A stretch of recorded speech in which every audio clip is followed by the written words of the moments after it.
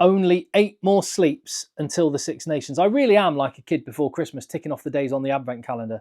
I love this time of year and I love the Six Nations. Looking forward to covering it on the channel. I'm Tim and this is Egg Chasers, and this year's Six Nations is going to be operating under some new laws, which is worthy of discussion, I think. And I'd love to know where you stand on these law changes. Any others you would implement. The headlines, and I'll go into each one in a little bit more depth. Refs on the microphone in the stadium in all games, 20-minute red cards. The global trials that were announced in November are all being trialled in this year's Six Nations Championship, possibly going to be ratified and become law across the game later this year. We'll see about that. And the final one, touch finder technology. What on earth is that? I wasn't too sure either. So let's talk about it. I'd love to know your thoughts in the comments down below. Here's a question for you. If you had ultimate power, what laws would you introduce in the Six Nations? I mean, they could be the ones like they've done, and I'll go through in a minute, but it could be other. If someone gave me ultimate power, I would outlaw Sweet Caroline in stadiums. Neil Diamond, it's a brilliant song, nothing personal. You can have too much of a good thing, though. I would also outlaw commentators saying that Thibaut Flamont once played for Loughborough University 5th team. And I'd also make it a finable, maybe sackable offence if a French television director wasn't able to mysteriously locate incriminating footage of something that a French player did in the game that they weren't then able to show to the TMO. There's a few. Here's another one. On broadcasts on the telly for Six Nations, you're not allowed to have a conversation about England when England aren't the team playing. How many times do you tune in? Oh, it's Wales v Scotland today. Welcome to the show. First, let's chat about England for the next 20 minutes. Yeah, none of that. Anyway, back to the actual laws that are being introduced. And the first one of those that I mentioned, referees on the microphones in stadiums to explain key decisions to the people that are there in the ground. And this is a no-brainer. It worked really well in November. In fact, I'm trying to remember what game it was. Was it England v Australia? There was a try disallowed. I think it. You'll tell me in the comments. Please tell me which game I'm thinking of. I want to say England, Australia. Whatever the case, it was an England match. A try was disallowed, and the cheer from the crowd was bigger than any cheer that day.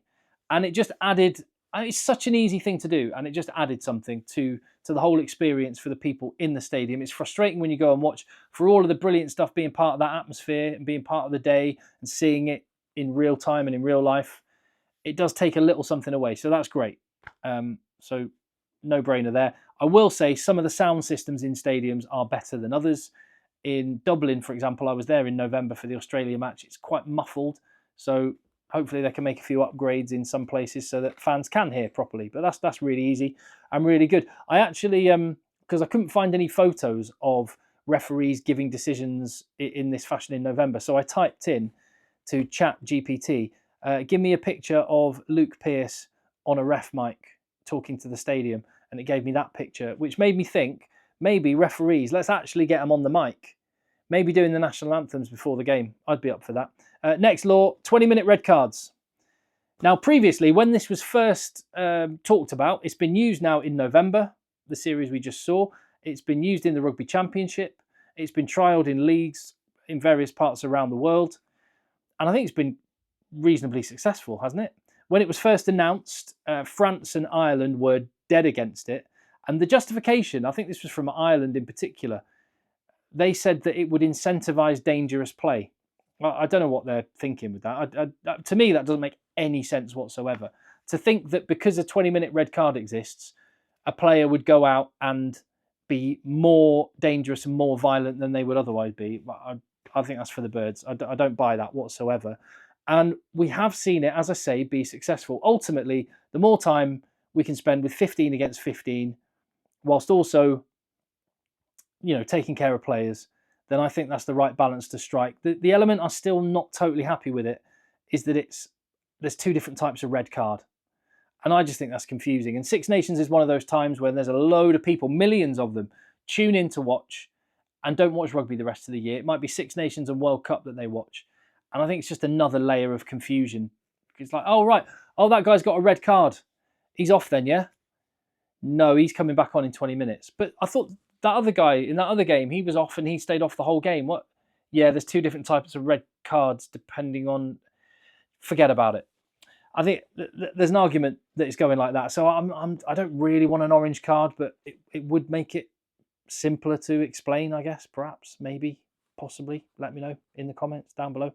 Right, so the global law trials that came in from November, or were announced in November, are being implemented in this year's Six Nations. So that means, oh, sorry, that's a picture of one of the 20-minute red cards that there was in November, Scott Cummings, for that was it illegal clear out and the breakdown. He sort of dropped on the player's legs. Anyway, I was glad that he got back on the pitch because, I mean, some argued it should have been a full red card. Others were saying it's kind of nothing, and there were lots of opinions in between. So it's one of those where he took his medicine, 20-minute red card, and he came back on. Anyway, yeah, those global law trials that were announced back in November are involved. So there will be you will play on if there is a line out and the opposition do not compete and the line out is not straight. I mean, I've been among many, many people. I'm not claiming credit for it, obviously, but many people have been talking about this and just saying this is just common sense for years, like literally maybe a decade, maybe more. So finally, common sense has prevailed, and yeah, that's a no-brainer. There's going to be the shot clock introduced on conversions, 60 seconds for conversions. Also a hurry up on lineouts and scrummages with the expectations that players will be ready to go within 30 seconds. And the final one, more scrum half protection. I mean, that's the one that I still am scratching my head thinking, who asked for that? Who thinks that's necessary? Who was watching a game of rugby previously and thinking, do you know what? Scrum halves are getting a really, really bad deal here. You already can't touch them when it's a ruck. You get penalised for interfering with the 9 in any way, shape or form. So I don't think that's needed. I think it might favour players like Antoine Dupont, who are going to be given just a fraction more time and space, and players of that talent can be deadly in that scenario. So it might make the selection and the performance at scrum half even more important. And the final one, touch finder technology. So what on earth is this? Well, this is effectively to stop any debate, argument, issue or unfairness around where a line out should be taken or where a kick crossed the line of touch. It's quite a tough job, I guess, for assistant referees to sort of look at a kick over there. I think it's about here. I'd have no problem. I wouldn't have ever thought that something needed to be done to solve this. But what they've actually done, there's GPS chip or something within the ball itself. And obviously there's some digital equipment intersecting with the line of touch that will just be able to give them some help. I don't know how that's going to work in practice. Is it going to be like, presumably it's someone in the ear of the assistant referee going, yeah, you're just a bit too far forward. Just move down the touchline about 5 more meters. There you go. Yeah, just there. And I guess that's good if it makes the game more accurate. As long as it doesn't disrupt the flow of the game, I'm kind of all for it. But other situations where it could help, did the kick, which side of the post did it go? If someone's going for a kick to touch and really attacking the 5 meter line, and it did it go too far? Didn't it? I guess it could solve it there. Again, I don't know what this looks like in reality, or what the technology is, or how it manifests itself in a match. So I asked ChatGPT, show me a picture of touch finder technology in rugby. That's what ChatGPT came up with. I like the idea of like maybe a drone flying around and shooting a laser beam down onto the touchline wherever the line out should be taking place. That'd be fun. Why not? Let's do that. There you go. Thank you, ChatGPT, for that. And there you go. That is oh yeah, no, while we're talking about touch finder, so as in where the ball crosses the touchline, what about foot finder technology? Let's stop those fly halves when they're, or whoever it is kicking to touch and walking about 5 or 10 meters further forward from where the penalty was before they actually kick it. Can we get on top of that one as well, please? Any other? Those are the law trials. That's it.